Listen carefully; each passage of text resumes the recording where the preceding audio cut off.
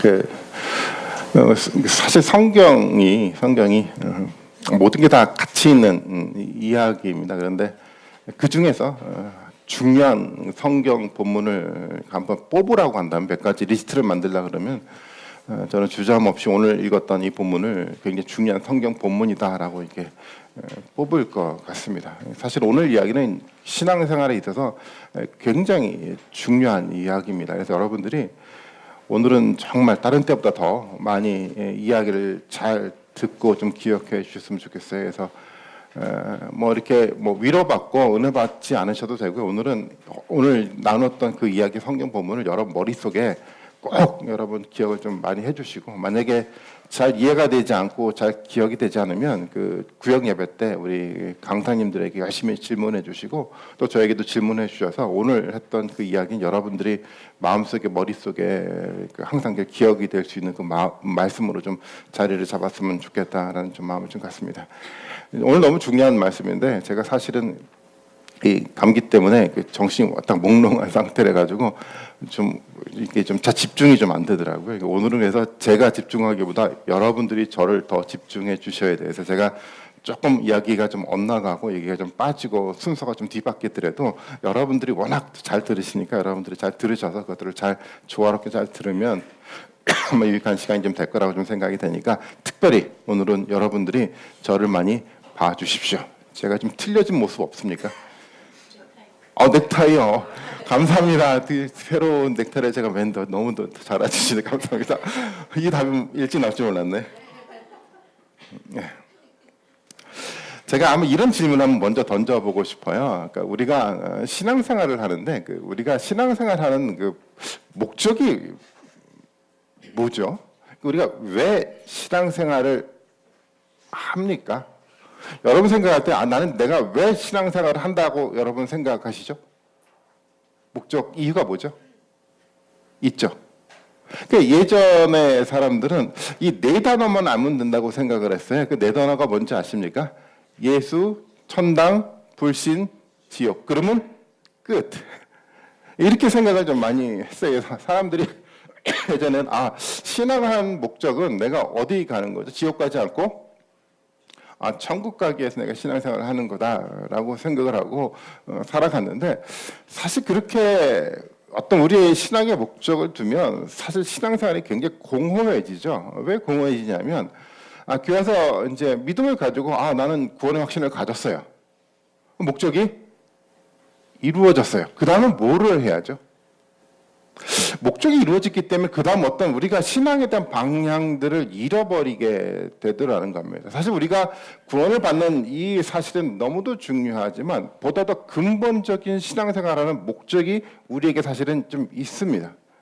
하나님 우리를 신앙을 주시고 교회 공동체 가운데 불러 모아주신 하나님의 목적이 뭘까요? 나를 구원하는 건데요. 또 어떤 목적을 가지고 우리를 이 자리 불러 모아 주셨습니까? 지난주에 우리 아브라함 얘기를 했잖아요. 아브라함을 특별히 하나님 선택을 했잖아요. 그에게 뭐를 주었습니까? 복을 주고 복의 통로로 아브라함을 삼았어요. 그 목적은 이제 선명합니다. 뭐죠? 아브라함을 통해서 뭐를 실현해 나가려고 하죠? 하나님 나라를 실현하고 확장시켜 나가기 위해서 하나님 사실 아브라함을 선택한 겁니다. 주기도문을 통해서 우리가 항상 반복하는 것처럼 가장 핵심적인 기도 제목이 뭐죠? 물론 주기도문인 예수님이 기도의 어떤 방법을 우리에게 가르쳐 주는 거지만 주기도문의 내용은 예수님 사역의 가장 핵심적인 이야기가 주기도문에 담겨져 있어요. 가장 중요한 기도 제목이 뭐죠? 하나님 나라가 우리 가운데 임하기를 원한다라는 기도 제목이 있잖아요. 복음서도 마찬가지고 구약성경도 마찬가지지만 하나님 우리를 선택한 목적, 우리를 신앙을 갖게 했던 궁극적인 목적은 여기에 있는 겁니다. 우리를 통해서 뭐가 실현돼 가는 거죠? 하나님의 나라가 실현되고 또 하나님 나라가 확장돼 가기 위해서 우리를 구원하시고 우리를 선택하시고 하나님 우리에게 복을 주셨다라는 겁니다. 신앙의 목적이 여기에 초점들이 맞춰져 가 있어야 돼요. 그래서 신앙은요, 하나님이 내가 신앙생활들을 잘해서 천국 보내기 위해서 내가 가지고 있는 인생에다 목표들을 세워놓고 하나님 나를 도와주는 것이 아니고요. 신앙생활의 목적은 하나님이 나를 돕는 것이 아니라 하나님의 목적한 바에 누가 들어가는 거죠? 내가 들어가는 거예요. 하나님이 세상을 창조하고 하나님 섭리 가운데 하나님 목적이 있어요. 하나님 나라는 위대한 나라를 세우시고 그 나라를 이끌어 가시는데 그 위대한 일 가운데 누구를 동참시키는 거냐면 우리를 특별히 선택해서 어디다 집어넣냐면 이 위대한 일 가운데 집어넣고 함께 이 생활들을 하기를 원하는 것이 하나님의 마음이었고 우리를 부르신 신앙의 목적이라는 겁니다. 그래서 우리의 신앙의 목적은 하나님의 나라에 두어야 돼요. 그래야지 공허하지 않고 역동적으로 하나님 우리와 함께 하심들을 발견할 수가 있다는 겁니다. 여전히 하나님은 오늘도 우리를 통해서 하나님 나라가 실현되기를 원하시고 계시고요. 역동적으로 하나님이 이 나라를 확장시켜 나가는 일들을 변함없이 오늘 우리 가운데도 해나가고 계시거든요. 신앙이라는 것 그것을 보는 거예요. 아, 나 구원받았으니까 이제 끝났어가 아니라 뭐죠? 그 하나님의 역동적인 삶에 대한 일들을 그 일 가운데 동참해서 함께 경험하고 바라보는 것이 신앙의 목적이라는 겁니다. 그래서 저는 우리 모두가 내가 가지고 있는 나 구원을 받았으니까 라고 끝나는 것이 아니라 하나님의 그 위대한 사역 가운데 동참해 나가서는 그 위대한 궁극적인 목적과 그 복들을 받아 누릴 수 있었으면 좋겠다라는 좀 마음을 좀 갖습니다. 그래서 우리 시온서교회 모든 공동체가 하나님의 도움으로 내가 살아가는 것이 목적을 가지고 있는 것이 아니라 하나님의 위대한 사역 가운데 내가 동참하는 그 영광들을 받아 누렸으면 좋겠어요. 아멘. 오늘 로마서 이야기는 바로 그 위대한 일 가운데 동참시켜 가고자 하는 그 바울의 목적이 그대로 담겨져 있습니다. 오늘 읽었던 본문 가운데 한번 23절의 말씀을 다시 한번 볼까요? 뭐라고 되어 있습니까? 모든 사람이 죄를 범하였음에 하나님의 영광에 이르지 못했다라고 얘기를 하고 있어요. 모든 사람이 죄를 범했대요. 모든 사람이 죄를 범했기 때문에 하나님의 영광에 이르지 못하고 모든 사람들은 어디 앞에 놓여 있냐면 하나님의 진노 앞에 놓여 있어요. 하나님의 심판 앞에 놓여 있었고요. 하나님의 심판이라는 건 궁극적으로 어떤 결말이 우리 가운데 주어지냐면 영원한 죽음, 사망이 우리 눈앞에 직면해 있다라고 사도 바울은 얘기를 하고 있다라는 겁니다. 우리가 가지고 있는 죄 때문에 먼 미래 가운데 임할 이 궁극적인 죽음, 영원한 이 사망이 우리 눈앞에 놓여 있다라고 사도 바울은 이야기를 좀 해나가고 있어요. 물론 궁극적 사망, 영원한 이 죽음의 어떤 모습인지 우리는 명확하게 알지는 잘 못합니다. 그렇지만 이 미래 가운데 있는 이 궁극적인 사망이 미래에만 존재하는 것이 아니라 현재로 침투해 들어오기 시작을 했어요. 미래 가운데 있는 그 영원한 사망이 무엇인지 우리는 명확하게 알지는 못할지는 잘 모르겠지만 그 죽음의 의미가 현재 가운데도 경험될 수 있도록 그 이야기가 오늘날 가운데도 존재하고 있다는 겁니다. 어떤 모습으로 그 영원한 사망이 우리 가운데 나타나죠? 하나님의 심판의 모습이었던 그 영원한 사망, 영원한 그 사망이 오늘날 가운데도 증상으로 나타나기 시작을 했는데 어떤 증상으로 나타납니까? 고통의 문제예요. 우리도 육체적으로 어떻게 됩니까? 죽게 돼요. 질병의 문제예요. 인간 소외의 문제예요. 수없이 많은 문제들이 오늘 우리가 살아가는 삶이 현실 가운데 존재하지 않습니까? 그 모든 증상들은 뭐에 대한 어떤 그 증상이냐면 영원한 사망에 대한 증상으로 우리 가운데 보여져 간다라는 겁니다. 누구나가 다 죽어요. 때때로 어떤 사람들은 고통받으면서 살아가요. 질병 가운데 고통하기도 해요. 이 모든 삶들은 어떤 것을 증거해주고 있냐면 우리가 어디를 향해 가고 있다는 거죠. 영원한 사망으로 걸어가고 있는 상황들을 보여주는 하나의 증상이라는 겁니다. 어쩌면 인간은 비참한 최후를 눈앞에 두고 살아가고 있는지도 모르겠어요. 우리 눈앞에 뭐가 있습니까? 영원한 사망이 우리 눈앞에 있지 않았었습니까? 그래서 하나님은 이 영원한 사망 앞에 놓여있던 인간들을 위해서 하나님은 특별한 어떤 계획을 세우기 시작을 했어요. 누구를 선택하셨습니까? 특별히 지난주에 우리가 나눴던 본문처럼 아브라함을 선택을 하셨어요. 바벨탑을 쌓으면서 하나님 앞에 그 도전하고 살아가는 사람들을 때문에 그들의 어떤 세상이 그렇게 죄악 가운데 세상이 만들어져 가고 있는 그 상황 때문에 하나님 특별히 누구를 선택했냐면 아브라함을 선택을 했어요. 그리고 아브라함을 선택해서 어떤 일들을 만들어져 갔습니까? 아브라함에게 약속을 하지 않습니까? 많은 별들을 보게 하고 너 가운데 이런 많은 내 후손들을 주겠다라고 약속을 하면서 하나님 무엇인가 회복할 수 있는 길들을 만들어가기 시작을 했어요. 또 누구를 선택했습니까? 애굽에서 노예로 살아갔던 사람들 때문에 하나님은 선택한 사람이 모세를 선택을 했어요. 모세를 통해서 특별히 하나님 무엇을 이스라엘 백성들에게 주었죠? 십계명이란 법을 주었어요. 살아갈 수 있는 삶의 방식이에요. 그 다음에 조금 뒤로 넘어가니까 여호수아를 통해서 이 전쟁을 통해서 하나님 또 이스라엘 백성들에게 뭐를 주었습니까? 가나안 땅을 주었죠. 하나님 특별히 아브라함과 또 모세와 또 여호수아 같은 이 성경 인물들을 통해서 우리에게 뭐를 보여주시는 거죠? 하나님 수없이 많은 사람들을 우리에게 주시겠대요. 하나님이 살아갈 수 있는 법들, 하나님 말씀들을 우리에게 주시면서 법을 만들어 주셨어요.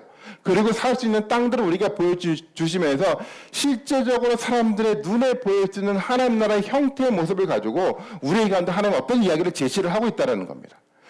세상은 죽음 가운데 최후의 어떤 사망을 바라보면서 인생들을 살아가는데 하나님 특별히 어떤 사람들을 선택을 해서 이 위대한 작업들, 위대한 하나님 나라의 그림들을 그려가면서 새로운 계획들을 하나님은 만들어가고 계셨다라는 겁니다. 근데 문제가 어디서부터 발생을 했죠? 하나님이 여호수아를 통해서 가나안 땅들을 정복하고 하나님 나라의 모습들을 만들어 갔어요. 근데 이스라엘 백성들이 어떻게 살아갔죠? 하나님 말씀에 순종하지 않았어요. 사사시대에 들어오면서 이게 너무도 분명하게 보여져 가기 시작을 했어요. 그들은 하나님의 말씀에 순종하기보다도 어떤 문화를 받아들입니까? 가나안 땅에 있는 세속적 문화를 이스라엘 가운데 받아들임을 통해서 이 하나님의 공동체를 어떤 공동체로 만들어가냐면 하나님의 공동체가 아니라 세속적인 공동체로 만들어갔던 것이 사사시대의 모습이었어요. 이스라엘의 역사는 그렇게 만들어져 갔습니다. 하나님은 이 죄악으로 가득한 세상을 위해서 하나님의 나라를 만들어가고 회복들이 되어가면서 하나님 선지자를 세웠는데도 불구하고 사람들은 망각하고 어떻게 합니까? 세속적 문화를 받아들이면서 하나님을 거부하는 모습으로 만들어져 가기 시작을 했습니다. 어떤 결과가 이스라엘 백성들 가운데 만들어졌을까요? 하나님을 거부했어요. 어떤 결과가 그들 가운데 만들어졌냐면 결국 나중에 보니까 이스라엘 백성들이 어떻게 되죠? 나중에 바벨론에게 망해요. 그리고 그들이 어떻게 됩니까? 포로로 어디로 잡혀가죠? 바벨론으로 포로로 잡혀가는 상황들을 맞게 된다는 겁니다. 어쩌면 그들이 하나님의 백성으로 살아가야 함에도 불구하고 그들은 하나님을 거부하고 오히려 세상 사람들로부터 하나님의 이름을 모독받게 만들었던 삶들을 가져갔고요. 이 삶들을 보면서 하나님은 그들에게 심판을 하는 겁니다. 그들이 이제는 하나님의 백성이 아니라 어떤 백성으로 살아가게 만들었죠? 바벨론의 노예로 살아가게 만들었다는 겁니다.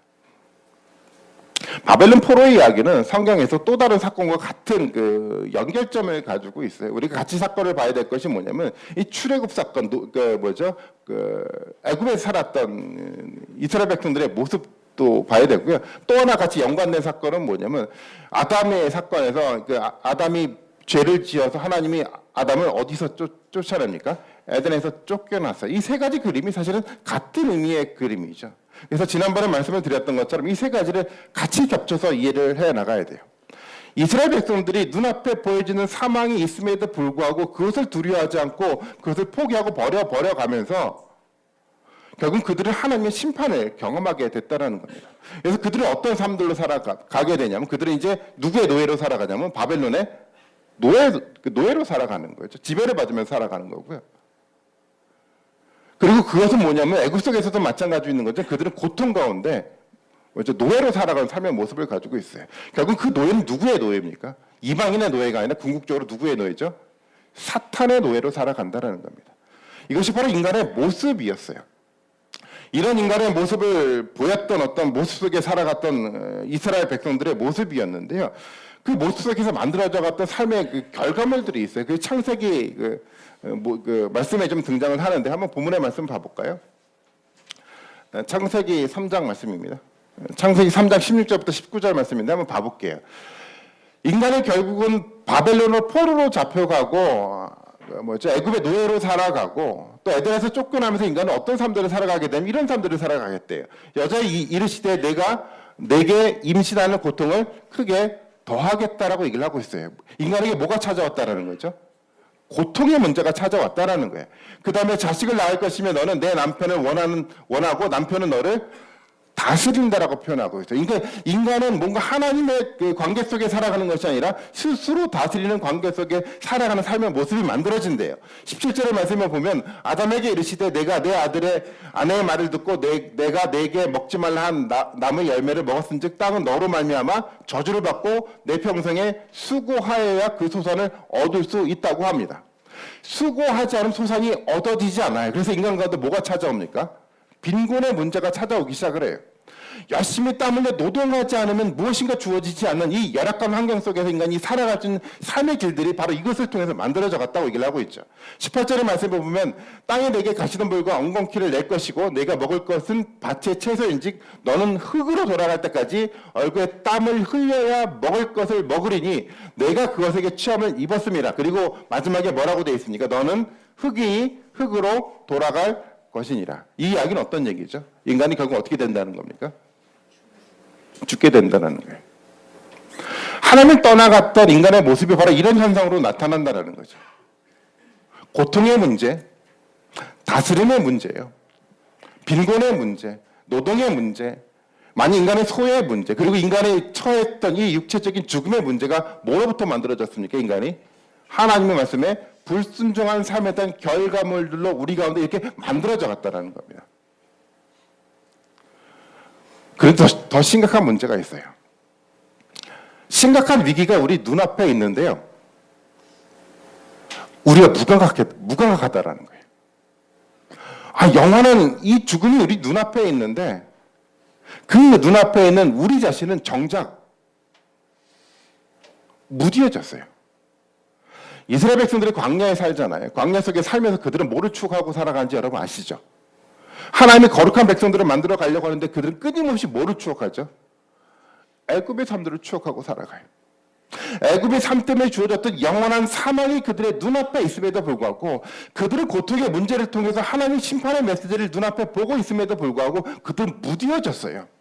이 심각한 일들이 우리 눈앞에 벌어질 거라고 하나님은 끊임없이 성경 가운데 말하고 있는데도 불구하고 무감각해져요. 바벨론 포로로 잡혀갔던 사람들도 마찬가지였어요. 그들은 하나님의 심판이 뭔지를 봤어요. 이스라엘 나라가 완전히 멸망을 당했고 그들은 고통 가운데 포로로 잡혀갔어요. 그 정도 알았으면 하나님 심판의 메시지를 봤다고 한다면 이 하나님을 두려워하고 하나님의 그 죄악의 문제를 통해서 정말 진지하게 묵상을 해나가야 됨에도 불구하고 그들이 어떻게 됩니까? 무감각해졌어요. 포로로 귀환을 하는데요. 예루살렘 성벽이 다 무너졌어요. 그들은 무감각해서 이것을 세우려고 하는 노력이 그들 가운데 있지 않았어요. 성전은 무너졌어요. 재건되지 않은 상태 속에 있는데도 불구하고 그들의 삶들은 분주함들 때문에 성전을 재건하려고 하는 그 의지들이 그들 가운데 사라져갔어요. 어떤 현상입니까? 하나님 이스라엘 백성들을 심판했는데 너희가 가지고 있는 죄악의 문제 때문에 심각하게 하나님의 경고의 메시지를 끊임없이 보냈는데도 불구하고 그들이 이 무감각함 속에서 어떤 반응도 보내지 못하고 있는 모습을 그들이 보였다는 겁니다. 이것이 이스라엘 백성들의 모습일까요? 물론 우리의 모습이라고 생각하지 않으십니까? 죄의 앞에서 영원한 사망이 눈앞에 있음에도 불구하고 너무도 무감각해져간 삶들을 우리가 반복해서 살아가고 있는지 모르겠어요. 예배를 드려가고 있는데 거룩한 하나님 앞에 왔음에도 불구하고 무감각한 모습으로 우리가 예배를 드리고 있는지도 모르겠습니다. 눈앞에 죽음이 있는데도 불구하고 무감각한 삶들을 살아가는 우리의 그 모습들은 어쩌면 저는 이런 모습이라고 생각이 돼요. 뿔이 뽑혀진 나무의 모습이라고 생각이 됩니다. 전에도 한번 이 비유의 말씀을 드렸는데 커다란 나무가 뿌리가 뽑혀졌어요. 이 나무는 어떻게 될까요? 죽죠. 물론 나무는 뽑혔다고 하더라도 나무가 자체적으로 가지고 있는 영양분 때문에 얼마나 살아갈 겁니다. 근데 우리는 알아요. 나무는 어떻게 됩니까? 결과적으로 죽게 돼요. 나는 내가 가지고 있는 영양분으로 난 살 수가 있다라고 스스로 생각하고 살아갈지 모르겠지만 나무는 죽습니다. 하나님의 그 이야기 앞에 우리가 무감각해져가면 내가 살 수 있을 것 같지는 모르겠지만 결국 궁극적으로 어떻게 됩니까? 죽어가요. 고통의 문제, 고난의 문제, 죽음의 모든 문제 앞에 직면했던 그 모습을 통해서 우리는 영원한 죽음의 길로 한 걸 없이 다가간다는 겁니다. 이것이 우리 눈앞에 있는 실제적인 상황이라는 겁니다. 바울은요, 그래서 우리 앞에 실제적으로 놓여있는 이 상황들을 보면서 이스라엘 백성들에게 하나님 앞에 이 상황들을 고발하는 겁니다. 뭐라고 고발하고 있습니까? 다음 성경 말씀 봐볼까요? 같이 한번 읽어봅니다. 시작.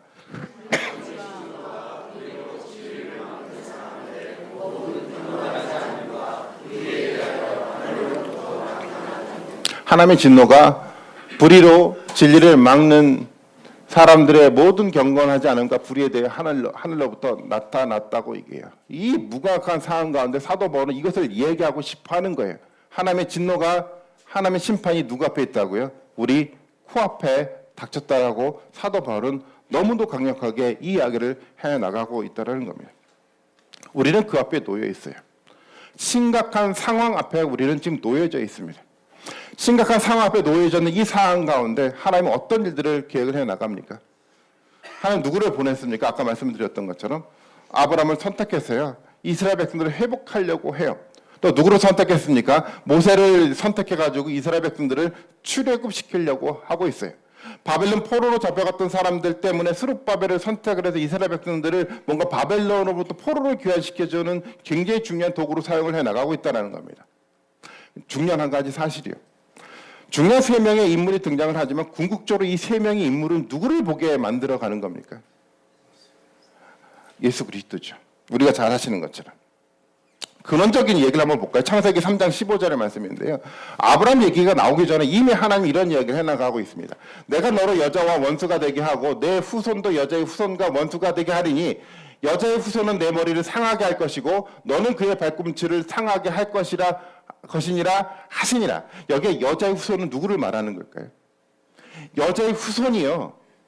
너를 상하게 한대. 내 머리를 상하게 한대요. 너는 그의 발꿈치를 상하게 만들지 모르겠지만 여자의 후손은 너 사탄을 상하게 한다라고 얘기를 하고 있는데 당연히 이건 누구의 이야기를 할까? 여자의 후손이라고 하면 당연히 예수 그리스도를 말하는 거겠죠. 이미 하나님은 태초부터 누구를 지금 준비하고 계셨습니까? 예수 그리스도를 준비하고 계셨던 거예요. 우리가 아브라함 얘기를 통해서 지난주 이런 말씀을 읽었습니다. 창세기 22장 18절의 말씀인데 이렇게 표현하고 있죠.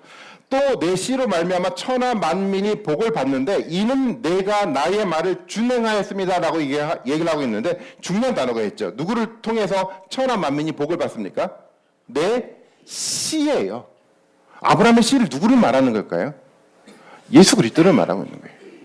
궁극적으로 인류 가운데 심각한 문제가 우리 가운데 닥쳤는데 지금 성경은 누구를 지금 자꾸만 끄집어내려고 하는 거죠. 아브라함도 아니고요.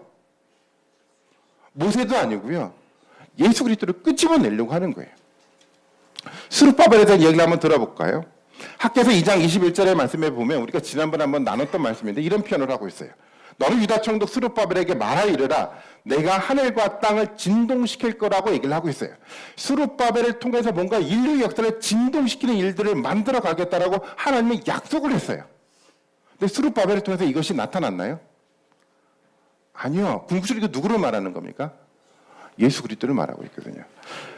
마태복음의 27장 51절의 말씀에 봐볼까요? 같이 한번 읽어봅니다. 시작.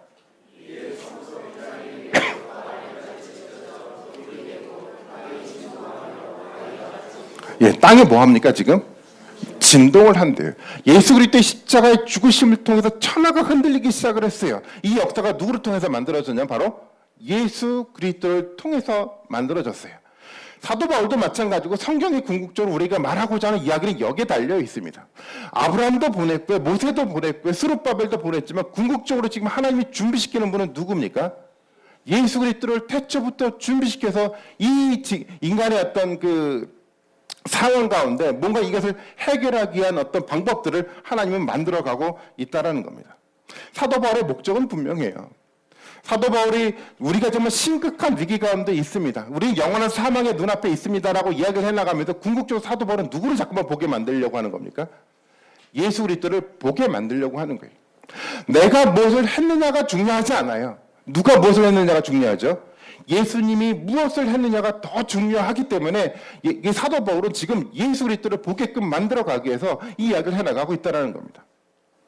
사도 바울은 앞서 그런 이야기도 했죠. 율법이 있는데 율법이 어떤 기능을 감당을 합니까? 율법을 통해서 우리가 뭐를 깨달아 알죠? 우리가 죄라는 걸 깨달아 알잖아요. 여러분들이 말씀을 묵상하고 말씀대로 살아가려고 노력하면 노력할수록 하나 중요한 사실을 알게 돼요. 어떤 사실을 깨닫게 되죠? 내가 죄인이구나. 이 사실을 깨닫게 된다는 거예요. 이것이 목적이었어요. 이것을 깨닫게 되고 나니까 우리를 누구를 바라볼 수밖에 없습니까? 예수 그리스도를 바라볼 수밖에 없고 예수 그리스도가 도대체 어떤 역할들을 했는지를 우리는 받아볼 수밖에 없게 되었다는 겁니다. 성경의 21절의 말씀에 보면 이렇게 표현하고 있잖아요. 이제는 율법 외에 하나님의 한 의가 나타났는데 율법과 선지자들에게 증거를 받은 것이래요. 예수 그리스도가 누구로부터 증거를 받았습니까? 구약성경에 있는 율법을 통해서요. 선지자들을 통해서 이 예수 그리스도는 증거를 받고 있다는 가운데 오셨다라는 겁니다. 이것이 하나님의 역사였어요. 하나님의 역사는요, 지금 이스라엘 역사를 바라보니까 마음에 들지가 않아. 이거 내가 좀 잘못했어. 이제는 내가 선지자들이 아니라 예수 그리스도를 보낼 거야라고 결정한 것이 아니라 언제부터 계획하셨습니까? 태초부터 예수 그리스도를 계획하시고 예수님의 철저한 섭리 가운데 인류 역사를 만들어간 겁니다. 사람들은 혼돈스럽게 생각했을지 모르겠어요. 하나님이 선택한 이스라엘 백성들이 왜 이렇게 반역하고 이 악한 역사를 만들어 가는가라는 혼돈이 그들 가운데 있었을지 모르겠지만 하나님은 혼돈스럽지 않았어요. 하나님 철저하게 태초부터 예수 그리스도를 준비해 나가면서 하나님의 섭리의 완전한 역사를 한 단계 한 개 만들어 갔던 것이 하나님의 섭리의 과정이라는 겁니다. 우리 과정도 마찬가지라고 생각이 돼요. 여러분, 우리가 살아가다 보면 그런 생각 들지 않습니까? 왜 나는 이렇게 혼돈스럽게 살아가죠?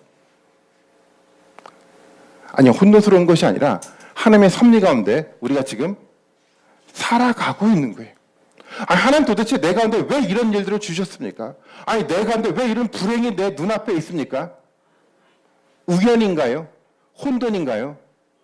아니요, 하나님의 섭리의 과정 가운데 그 과정들이 있다라는 겁니다. 하나님 태초부터 하나님의 섭리 과정 가운데 예수 그리스도를 준비시켜서 우리 가운데 무엇인가 새로운 역사를 보여줘 가기 위해서 하나님 이 역사를 지금 현재도 만들어 가고 있습니다. 우리 모든 분들이 그 역사 가운데 동참할 수 있는 은혜가 있기를 원합니다. 예수 그리스도가 어떤 일을 하셨습니까? 오늘 로마서 3장 22절의 말씀인데 이 말씀을 좀 자세히 읽어야 됩니다. 우리 같이 한번 읽어봅니다. 시작.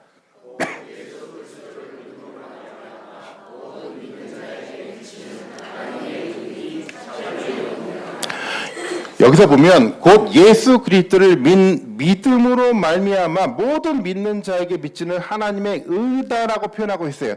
예수 그리스도를 믿음을 통해서 우리에게 뭐가 임한다라고요? 하나님의 의가 임한다라고 표현하고 있어요. 그런데 여기서 조금 우리가 수정을 해야 될 내용이 좀 있는데 여기서 예수 그리스도를 믿는 믿음이라는 그 단어가 사실 예수 그리스도가 목적어로 쓰였잖아요. 사실 이 번역은 목적으로 번역해도 되고 소유격의 형태로 번역을 해도 되는데 과거의 성경은 다 목적으로 번역을 했는데 현대 그 신학자들은 다 소유격으로 번역을 해야 된다라고 이야기를 하고 있어요. 저도 동의를 하는데요. 문맥의 여러 가지 흐름들을 통해서 보면 그런 이야기입니다. 지금 누구의 믿음이 있냐면 이것을 예수 그리스도를 믿는 우리의 믿음이 아니고 누구의 믿음인 거죠? 예수 그리스도가 하나님에 대한 믿음을 가지고 의가 우리 가운데 주어졌다는 겁니다. 하나님 우리를 의롭다라고 만들어줬는데 의롭다라고 만들어졌던 근거는 내가 무엇인가 믿음의 어떤 행위를 했기 때문에 만들어져 갔던 것이 아니라 누구 때문에 만들어져 간 거죠? 예수 그리스도가 믿음을 가지고 신실하게 행했기 때문에 이 모든 것들이 내게 주어졌다고 얘기를 하고 있어요. 그래서 자랑할 것이 없는 겁니다. 우리는 언약에 대한 이야기를 그동안 들어왔습니다. 언약이라는 것은 어떤 이야기입니까? 하나님과 우리와의 약속이에요. 어떤 약속이죠? 내가 너에게 영원한 하나님이 되어 줄 테니까 너는 나에게 어떻게 하라는 거죠? 철저하게 말씀에 순종하고 신실하게 살아가라고 약속을 했어요. 근데 이 약속을 누가 깼습니까? 인간이 깼어요. 하나님 앞에 불순종하면서 하나님 앞에 신실하지 못한 모습을 살아가서 이 언약의 관계가 깨질 위기가 됐다라는 겁니다. 근데 이 깨질 이 언약의 위기 속에서 하나님 누구를 들어 쓰신 거죠? 예수 그리스도를 통해서 예수 그리스도의 뭐를 보여준 겁니까? 신실함들을 보여줬던 거예요. 예수님 신실함들을 통해서 깨질 위기가 있었던 하나님과 인간의 관계가 회복되는 역사가 만들어져 갔다라는 겁니다. 예수 그리스도가 신실했기 때문에 예수 그리스도가 하나님에 대한 이 믿음들을 가지고 있었기 때문에 이것을 통해서 우리 가운데 뭐가 주어졌냐면 하나님의 의롭다 하심을 인정받는 일들이 우리 가운데 주어졌다라는 겁니다. 이 이야기는 저는 여러분들의 머릿속에 잘 기억하고 계셔야 돼요. 앞으로 로마서를 읽어 내려가겠지만 이 이야기는 굉장히 중요한 이야기입니다. 우리가 의롭다라고 인정받았던 것은요, 우리가 가지고 있던 어떤 행위 때문에 만들어져 갔던 것이 아니에요. 철저하게 예수님이 하나님에 대해서 신실하고 믿음의 순종을 했기 때문에 주어진 겁니다. 예수님이 어떻게 신실하게 믿음의 순종을 했습니까? 십자가에 달려 죽으셨잖아요. 십자가 달려 죽으심을 통해서 우리 가운데 뭐가 해결이 됐습니까? 하나님 우리에게 심판을 내리셔야 되는데, 영원한 사망을 우리에게 심판으로 선고를 하셔야 되는데, 그걸 누가 받으신 겁니까? 예수님이 대신 받으신 거예요. 그래서 우리가 어떻게 됐습니까? 하나님의 의롭다 하심을 받을 수 있는 존재가 됐다라는 겁니다. 그리고 예수님은 어떻게 이 일들을 이루셨습니까? 철저하게 하나님의 말씀에 순종함들을 통해서 이 일들을 이루셔 가셨어요. 이것이 예수님의 믿음이었어요.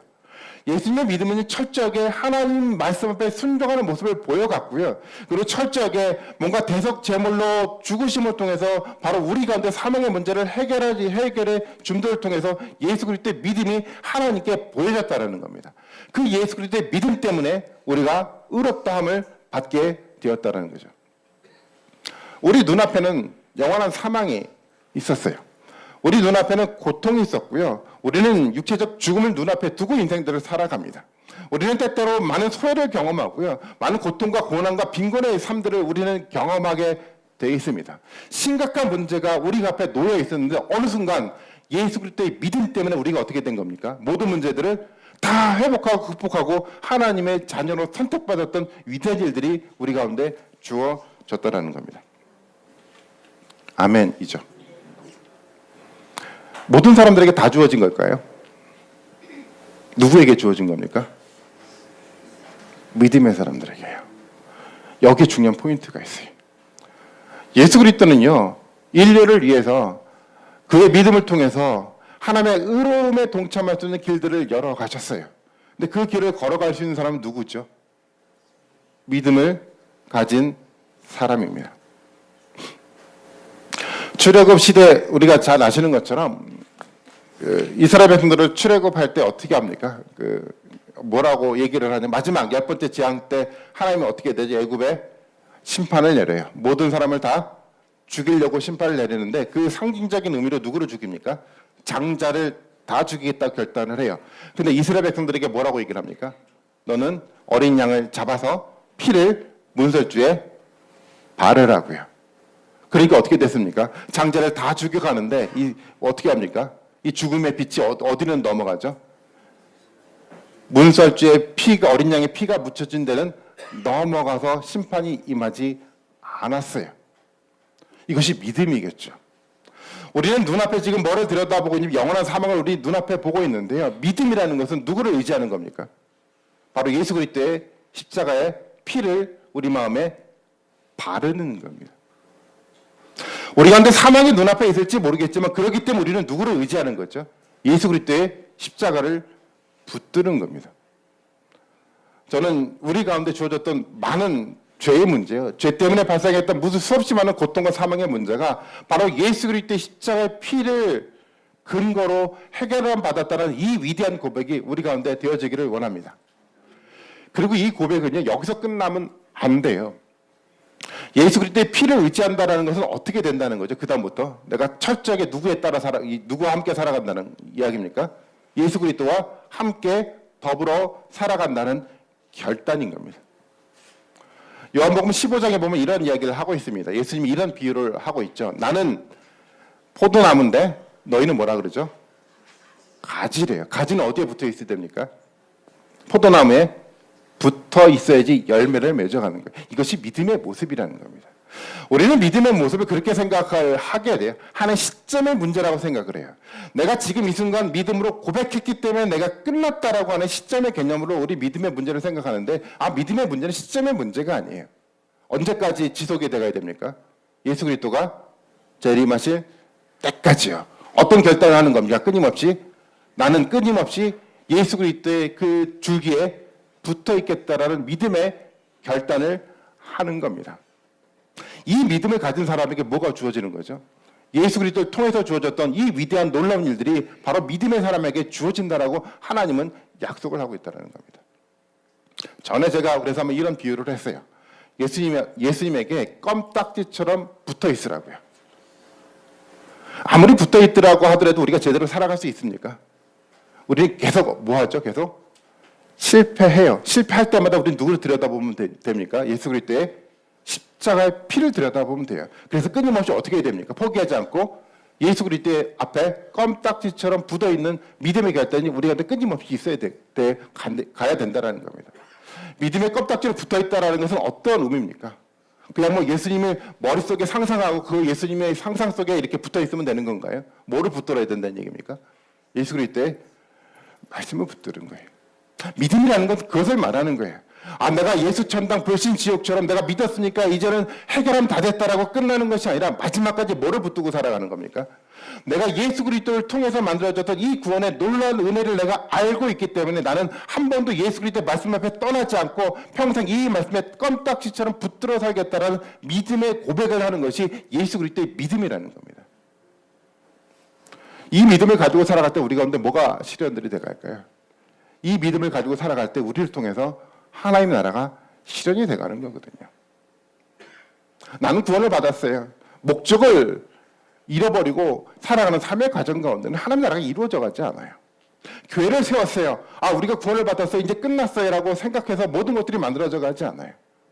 하나님 나라는요, 끊임없이 예수 그리스도의 그 줄기 앞에 껌딱지처럼 붙어서 말씀을 붙들어 살아가는 삶의 모습을 통해서 우리 가운데 하나님 나라가 보여져 가기 시작해요. 그리고 하나님 나라가 확장돼 간다라는 겁니다.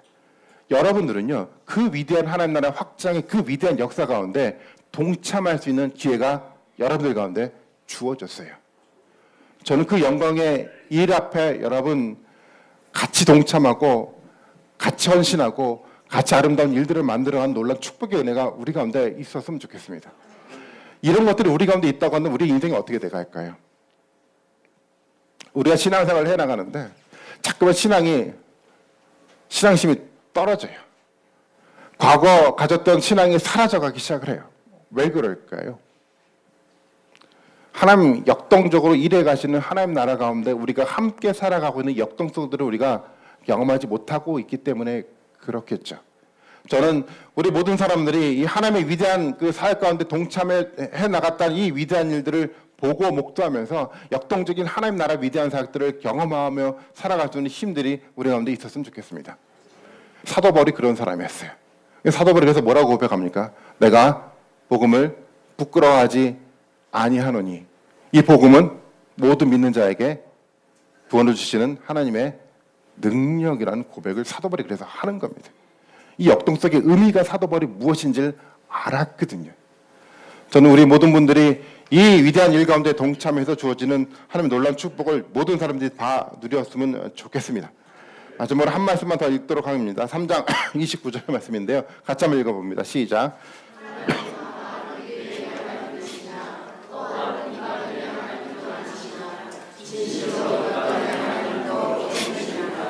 사도 바울이 강조하고자 하는 거예요. 하나님 누구의 하나님이십니까? 이방인만의 하나님도 아니고 유대인만의 하나님도 아니고 하나님은 분명하게 얘기를 하고 있어요. 예수 그리스도를 껌딱지처럼 붙어가고자 결단하는 믿음의 사람들의 하나님이라는 겁니다. 그 하나님이 여호와 하나님이 여러분들의 하나님이시기를 바라겠습니다.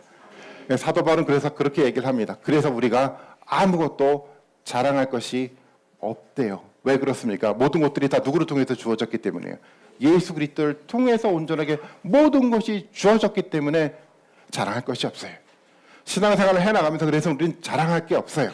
신앙생활을 해나가면서 그래서 우리는 무엇인가 하나님 내가 이만큼 했기 때문에 나에게 어떤 복을 주셔야 됩니다라는 고백을 할 필요가 없어요. 우리 하나님의 위대한 사건에 동참해 주셨던 이 고백이 있다고 한다면 우리는 건강한 온전한 신앙생활들을 해나가는 힘이 우리 가운데 만들어집니다. 우리 모든 분들이 정말 예수 그리스도의 믿음을 통해서 주어졌던 이 놀라운 역사를 경험하고 고백하는 가운데 정말 이 위대한 사역 가운데 하나님 나라의 이 위대한 사역 가운데 동참해 나가신 놀라운 영적인 축복이 함께하기를 주님의 이름으로 축원드리겠습니다.